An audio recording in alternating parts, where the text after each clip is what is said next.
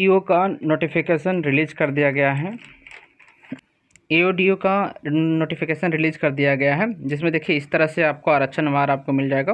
बिहार लोक सेवा आयोग अनारक्षित के लिए कुल सीटों की संख्या जो है इसमें 374 है, और आर्थिक रूप से पिछड़ा वर्ग के लिए 93 सीट है।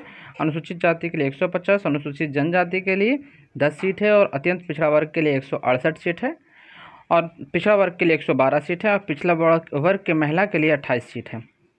इस तरह से इन लोगों को बांट दिया गया। कुल 935 सीट है। ठीक है, तो आप यहाँ पे देख चुके हैं 313 सीट जो है इसमें से सिर्फ महिला के लिए मिला है 35% आरक्षण के अनुसार। आप इसको समझ भी सकते हैं। देखिए, इसको फॉर्म भरने का जो डेट है वो कब से है, तो इसके बारे में देखते हैं। पहले देखते हैं मूल वेतन जो कोटि होगा, इसको ये मूल वेतन कोटि जो लेवल 5 का है, जिसको 29,200 बेसिक पे है, और इसमें आपका कम से कम तो जाके 40 से 45 हज़ार वेतन बन पाएगा। ठीक है, लेवल 4 वाला का जब बनता है 40 से 45, तो आपको 40 से 45 से ओवर वेतन बनेगा। ठीक है, पहले बात ये समझ गए।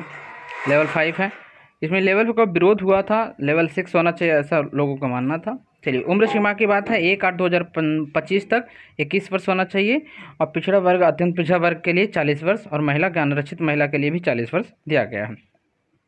ये कैटेगरी के अनुसार आप यहाँ पे देख सकते हैं। उम्र सीमा के छूट के दावा करने वाले को एनसीएल देना होगा, और जाति कास्ट सर्टिफिकेट देना होगा, जो कि न्यूनतम बना होना चाहिए 2024-25 का। ठीक है, पहली बात। दूसरी बात समझिए, इसमें भूतपूर्व सैनिक के जो दावा करते हैं तो उनका भी उम्र सीमा के छूट के लिए देना होगा। आज देखिए इसमें क्या है, चयन की प्रक्रिया समझते हैं, बहुत इंपॉर्टेंट है। विज्ञापन पदों के विरोध नियुक्ति हेतु सुयोग्य उम्मीदवार के चयन के लिए लिखित परीक्षा वस्तुनिष्ठ में आयोजित की जाएगी, जिसमें साक्षात्कार नहीं लिया जाएगा, मतलब इंटरव्यू नहीं है।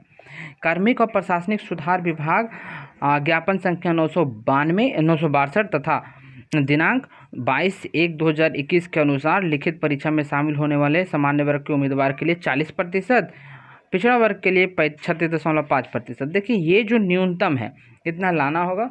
इतना तो आपको पता है कि इतना लाने वाले को ही इससे ज़्यादा ही कट ऑफ जाएगा, ये न्यूनतम है लाना। ठीक है, चलिए, शिक्षित लिखित परीक्षा का विषय क्या है देखते हैं। सबसे बहुत बड़ी बात तो यही है कि परीक्षा का विषय क्या है। तो परीक्षा के विषय को बहुत ही विस्तार से समझना है तो मैं एक और वीडियो बनाया हूँ। सामान्य भाषा देखिएगा, भाषा सामान्य भाषा में 2 भाग बांट दिया गया, अंग्रेजी और हिंदी। अंग्रेजी के 30 अंक, हिंदी के 70 अंक। दोनों वस्तुनिष्ठ प्रकार के होंगे, 100 प्रश्न होंगे, 2 घंटा का समय रहेगा, और 100 अंक मिलेंगे। लेकिन क्वालिफाइंग इन नेचर है दोनों। 30% नंबर लाना है, अर्थात आपको 30+ नंबर लाएंगे, आप पास कर जाएंगे। ऐसा इसमें ऐसा है, ऐसा नहीं है कि आप 36% 40%, उससे कंपेरिजन इसको नहीं करना है। ठीक है, मतलब कि 30 अंक का 30% आप कहेंगे तो कहेंगे कि 9 अंक लाना है अंग्रेजी में और 21 अंक लाना है हिंदी में, तब पास कर जाएंगे। समझ में आई बात? यस, समझ में आ गई। चलिए, 9 अंक लाना है अंग्रेजी में और 21 अंक हिंदी में, पास कर जाएंगे। सामान्य वस्तुनिष्ठ प्रश्न जो है ये 100 अंक का होगा पूरा जीके जीएस, और सामान्य योग्यता जो है 100 अंक का होगा। मतलब कि कहा जाए तो जनरल एप्टीट्यूड, मतलब कि इसमें गणित का और रीजनिंग का विषय है, तो 100 अंक का होगा। ये 200 नंबर ही आपको फैक्टर करेगा मेरिट बनाने के लिए। ठीक है, चलिए, कट ऑफ 1/3 काट लिया गया है, मतलब जो कट ऑफ है उसका 1/3 अंक काट लिया जाएगा। एक ये बात देख ली। चलिए, और आगे हम चलते हैं। सामान्य हिंदी में पूछा क्या जाएगा, तो अंग्रेजी भाषा एवं सामान्य हिंदी के प्रकार होंगे, और भाषा संबंधी प्रयोग जो सामान्य समझदारी को जांचा जाएगा। मतलब आपको एक्टिव पैसिव दे दिया जाएगा, 1 वर्ड दे दिया जाएगा, इस तरह से इंग्लिश में दे दिया जाएगा। हिंदी में देखिए मुहावरा दे दिया जाएगा, लेख दे दिया जाएगा, शुद्ध कर दें वाक्य का, ये सब दे दिया जाएगा, जो कि सिंपल है। मैं इसमें क्लास करा दूंगा, आप कर लेंगे आसानी से। सामान्य अध्ययन के लिए देखिए, सामान्य विज्ञान, राष्ट्रीय अंतर्राष्ट्रीय महत्व, सामुदायिक घटना, भारत और बिहार के इतिहास, प्रमुख विशेषता, भूगोल वगैरह वगैरह इसमें रहेगा, जो आप देख ही सकते हैं। योग्यता में देखिए क्या है, इसमें देखिए मैं बता दूं रीजनिंग क्यों मैं बोला हूँ।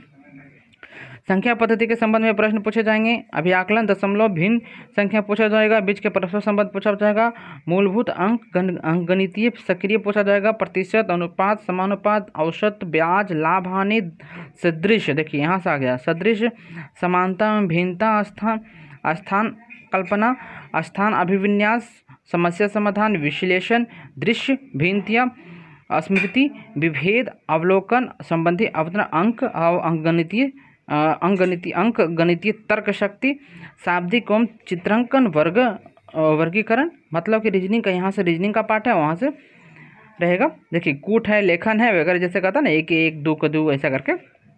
तो इसमें आप देख लिए कि यहाँ तक आपको पूछा जाएगा, राइट। अब चलिए आगे चलते हैं। लिखित परीक्षा के उपरांत दस्तावेज सत्यापन की जांच की जाएगी। जो आप ऑनलाइन के समय दावा करते हैं वो दस्तावेज देना होगा। मेधा सूची लिखित परीक्षा में प्राप्त अंक के आधार पर बनेगा। मेधा सूची तैयार करेगा। और लिखित परीक्षा के प्राप्त सामान्य होने पर सामान्य अध्ययन विषय के, देखिए लिखित परीक्षा में प्राप्तांक सामान्य स्थिति होने पर सामान्य अध्ययन विषय के प्राप्तांक के अनुसार मेधा सूची को क्रम चयन किया जाएगा। मतलब कि देखिए लिखित परीक्षा में दोनों सामान्य हो गया, तो जो जीके का, जिसमें जीके में ज़्यादा नंबर रहेगा उसको चयन किया जाएगा। लिखित परीक्षा एवं अन्य सामान्य विषय में भी प्राप्तांक समान होने पर स्थिति में उम्र के आधार पर अब चयन किया जाएगा। उम्र के आधार पर हो गया तो देवनागरी लिपि में जो वर्ण के अनुसार नाम होगा, देवना हिंदी में जैसे नी है, न में आ गया, किसी का नाम है क है, कविता, तो क वाला पहले चयन हो जाएगा, न वाला बाद में चयन हो जाएगा, ठीक है। नीलम है तो नीलम बाद में चयन हो जाएगी, ठीक है। इस विज्ञापन के अंतर्गत लिखित परीक्षा हेतु पुनर्मूल्यांकन का प्रावधान नहीं है, ठीक है। पुनर्मूल्यांकन का प्रावधान नहीं है, मतलब कि इसमें पुनर्मूल्यांकन करने का वगैरह वगैरह का प्रावधान नहीं है। आरक्षण के लिए पात्र जो होंगे वो अनारक्षित के लिए जो है, अब यदि जो कोई कॉलम में गलत दावा कर देते हैं तो आपको जनरल में कर दिया जाएगा।